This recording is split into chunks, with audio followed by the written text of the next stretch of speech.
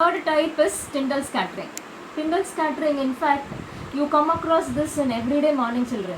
Morning you open the door, there is light which is in the form of dust that you come across.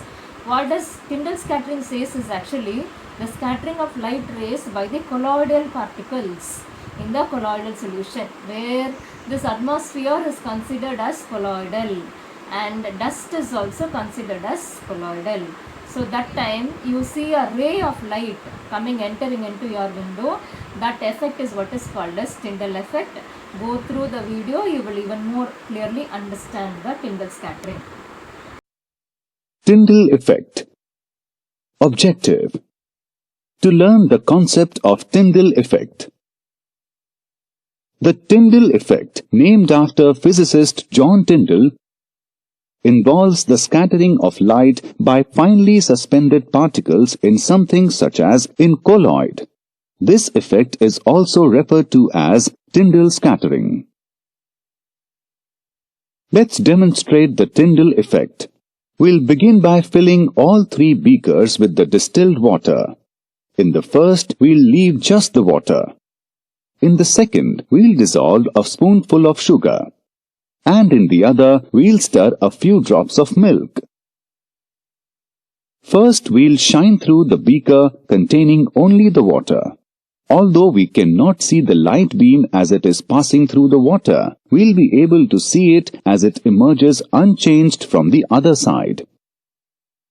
Now we'll shine our laser through the second beaker containing the sugar solution.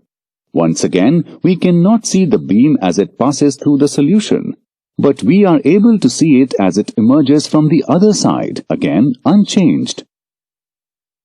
Finally, we'll shine our laser through the third beaker, which has milky water. In this case, we are able to clearly see the light beam as it passes through the liquid. This appearance of a light beam passing through a liquid is the result of Tyndall effect. What is happening to the light beam? Let's take a closer look at what's in each beaker so that we'll have a better understanding. In distilled water, any particles are too small to obstruct the path of light as it passes through, meaning we won't be able to see the beam. A solution, such as a sugar solution we made, is a homogeneous mixture made up of only one phase. In this form, the solute, in this case the sugar, will dissolve in the solvent, in this case the water, and take on the characteristics of the solvent, meaning once again we won't be able to see the light hitting anything. A colloid, however, has 2 phases: the dispersed phase, which is the milk particles, and the dispersion medium, which is the water.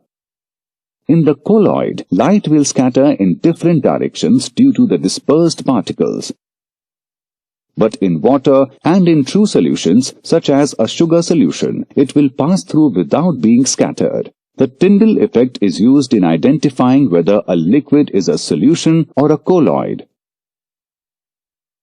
Summary: the Tyndall effect involves the scattering of light as it passes through a colloid.